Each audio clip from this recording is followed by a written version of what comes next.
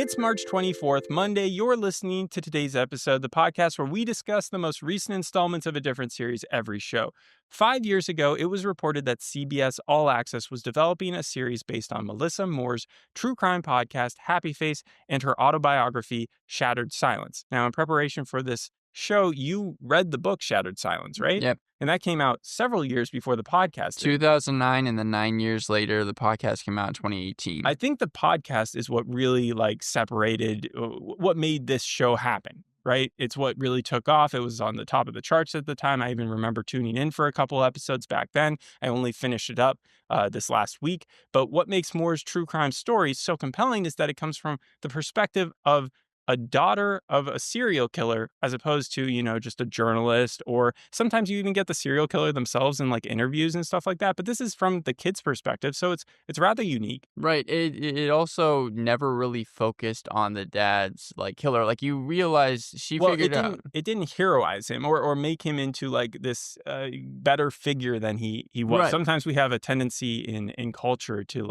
I don't know, God size But people who are doesn't famous. it doesn't really focus on his crime too much. It really focuses on kind of her tough childhood all the way into young adulthood. The book does. Yes. In the podcast, they do concentrate on several of his crimes, because then they talk to some of the victims. They talk to her mom and her. I don't think they talk to her brother, but they talk to a lot of people. And so going into the show, I was a little tentative, because I thought they did a great job with the podcast, but I didn't see how they were going to move it to a different medium. And so I watched the first 2 episodes of this premiere. You saw some of it. You didn't watch the full thing, but I left confused, disappointed, and frustrated. You're not the only one. I want to mention right beforehand, Keith Jesperson actually came out with a tell-all book, The Killer, Happy Face, A Family of Monsters, in January of 2025. So this was coming out right after that. And that's not even his first book, because in the podcast, they read off segments of a different book that he had with some other author. But I don't see why this show needed to get made. The podcast is from a primary source. The book is from a primary source. It's firsthand accounts. You got Melissa Moore reading her dad's letters verbatim. She describes her memories. She recounts her fears. She interviews, as I said, family members, her father's victims. Her husband is also interviewed. And she consciously avoids talking directly to her father, because you do not want to give this guy the ego trip, right? That's very important. She only spoke twice in the book. And I think it's only once in the book, but one other time in 2004 to her father, and the time in the book was when she was 15. Yeah, for the sake of the book or the podcast, she did not use her father to try to gain wealth from that. No, she did not want to give the limelight to him, just about kind of giving the truth to his crimes. What makes the podcast good is that it's true. And it's from the mind of the daughter of a serial killer. The TV show clearly did not trust that narrative would be strong enough to lead its own. And so they decided, now we're going to get one-on-one interviews between Melissa and the Happy Face Killer. Never happened. A made-up heroic journey where Melissa is forced in front of national TV to out herself as the Happy Face Killer daughter in order to save a black man on death row who is about to die since he was convicted of one of her father's murders. And she's shown discovering new evidence in murder scenes, breaking cases wide open with trophies that she collected from her dad's victims. Her dad would give her these little knickknacks, and sometimes they were trophies from the victims, and she was using that to solve cases in this TV show. And there's a B thread where her teenage daughter Hazel finds out and then starts shoplifting and getting bullied by her friends. None of it, it's all fake in a way. So a lot of reviews, a lot of publications, even ones that like the show, have reacted negatively to taking the real life murder. A huge majority of the show is fictionalized. Hollywood Reporter said the problem with Happy Face is generally one of conception. You can't do a monster, whatever hunky real serial killer Ryan Murphy is geeking out over spinoff, in which Jeffrey Dahmer and the Menendez brothers team up to fight fake crime. Right. I hate these type of docudramas. The only reason it's considered based on is because, like you said, they're using the actual names, which I feel like is insulting, especially when the podcast goes through so many lengths to make sure that the victims of those people were okay with the way that they were being represented. And then now to just completely dramatize it and cherry pick what they want to keep, we're going to keep the blood stains on the ceiling when she's a kid and call it spaghetti, even though the dad's not the one who called it spaghetti in real life. She just thought it looked like it. Memories of her time at the lake, where we find out that later on that her dad was trying to kill them when she was a baby. Memories of her sticking her hands in her dad's pockets to get these knickknacks. Fear of her being like her father, his manipulative letters, him bragging about saving people from prison. Like, all that is true, but the way that they just cherry pick it and stick it into the show, it's not So real. there's a reason for that. The showrunner, who wrote a lot for Your Honor and Shooter, she also wrote the pilot for this. Her name is Jennifer Casicchio. She talked a lot with Melissa Moore, and Melissa Moore has been approached by a ton of studios I'd assume so, yeah. to try and get this thing adapted. But what Jennifer Casicchio said was, she was saying, actually, you know what, we're not going to do a lot of that, because Melissa Moore was like, I've already written the book, I've already done the podcast, I even have gone on interviews, like, people know the story already, I don't want to adapt this thing. She said, how about we make it fictionalized? And then Melissa Moore was really on board with that, because she But felt then like it why was a keep the different thing. names? Why not just say loosely inspired by and then create a completely different show? That's the way you do that. You don't cast 6 foot 70-year-old Dennis Quaid to play a 6'8" guy in his late I 30s. believe he was 6'6" at least in the book. I He's found it funny. he's 6'8" according to the internet, and the way that they describe him, he's like Ed Kemper, who was 6'9" and who I saw in shown in Mindhunter, and the guy they got to play him was also huge. But like, I don't understand why you needed Dennis Quaid, who is the age of the Happy Face Killer now, to try to play this guy in the 90s. It was, yeah, I Randy Quaid is 6'5", so I found that funny. Jack Quaid is 6'1", so he's even taller than his father. By But one yeah, inch, yeah. but yeah, I think that, like, even the weight, It would have been I funny if you'd think had cast his kid to play him younger, though. That would have been like the Godzilla it show that would, we yeah, did. Yes, with Wyatt Russell. monsters, yeah. Mm. But I think that, like, that even the weight distribution, I think that the killer was even heavier Yeah, than he's Dennis supposed Quaid to be is. like a hulking presence. He is supposed to, and that is like part of the enthrall of, like, okay, he was still able to put people at ease as a trucker in the past, but like his persona is just completely so hallmarky because of this. And in the end, you come out with a Hallmark type movie. Episode 2, Killing Shame, is worse than episode 1. At least with episode 1, I was hopeful that maybe they would try to retain some semblance of feasibility. But then by the end of the second episode, you literally get her on this giant stage, trying to break this case for a person who's on death row. That didn't happen. Uh-huh. Not in that way. Like in the 90s, the last victim that I think this guy was accused of having, there were already two people who were arrested in jail for that Right, the because book they had. even talks about it, yeah. Yes, but they weren't on death row. They ended up serving, like, what, 6 years or so, but they were let off, and the daughter had no play in that. I don't know why we decided now's the time to try to ham-fist a moral message of saying, because we've all seen the 60 Minutes where you do get a primarily, like, minority-driven base in prisons, and when you get someone on death row, this person happens to be Black, and they decided, like, let's just stick that in there. I don't even think the two people who were in prison in the 90s who had been convicted of his crime were African American. Like, so it just Yeah, seems like they're just doing that the for the sake of trying to get brownie The points. thing is, they changed a lot. At least in the book, the daughter is only like 3 years old. There's no son. I think they even changed Well, in the the book, it's 2009, so yeah. it's well before this. So that might have been the same, but also I think Ben is the name of Melissa Moore's husband. At least in the book, she's married to someone named Sam.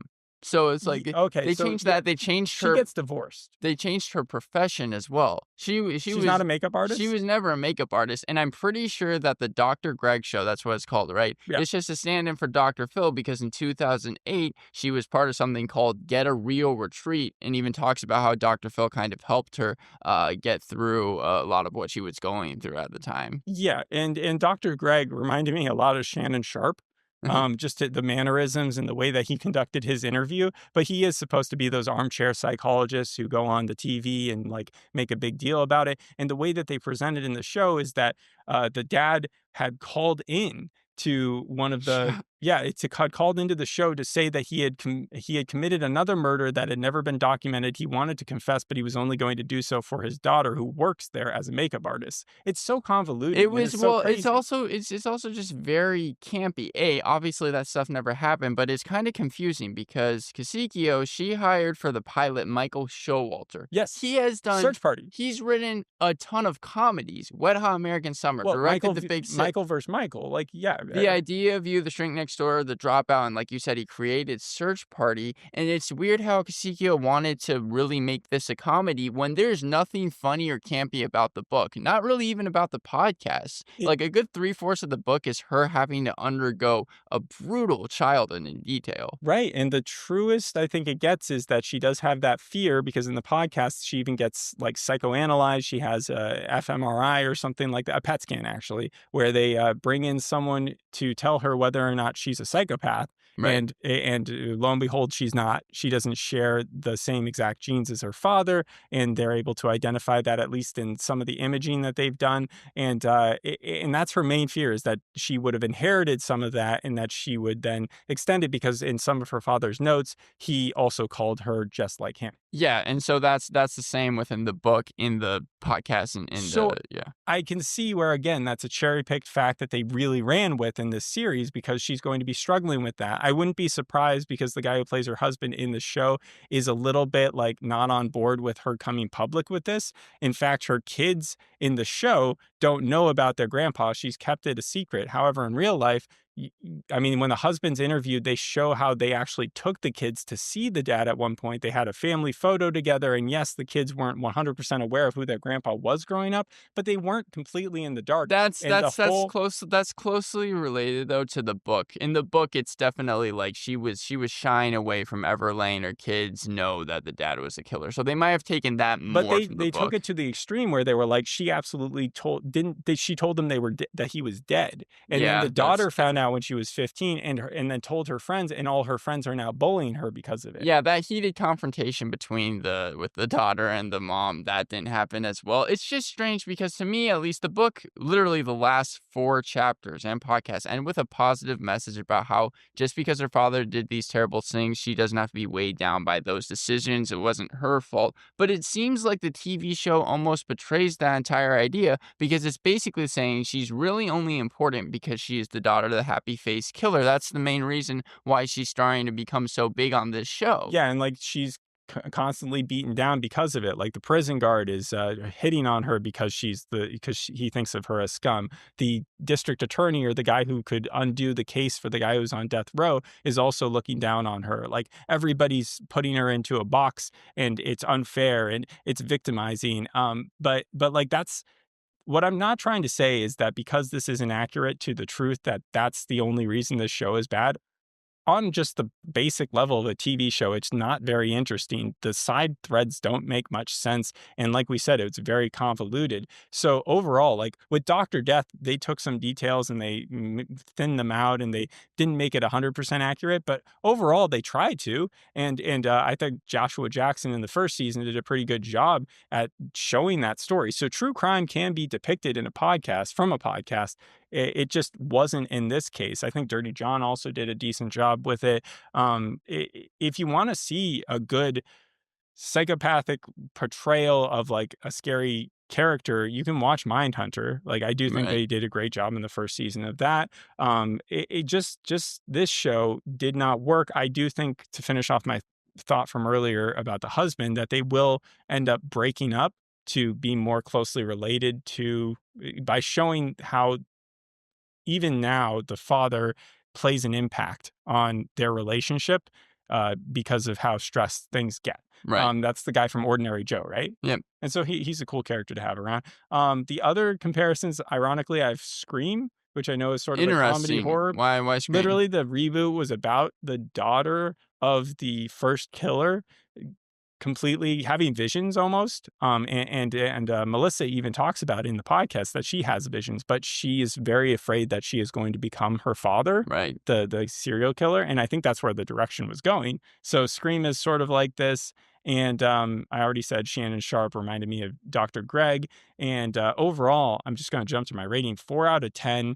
no knock to the acting, but I hope that they're enjoying their cash grab. Unless this money is going directly to the victims of these families, I hope this thing fails because we should not be encouraging poor reenactments that take such liberties, and they're treating the bad guy like the character from the Blacklist. Yeah, Like right, right, right.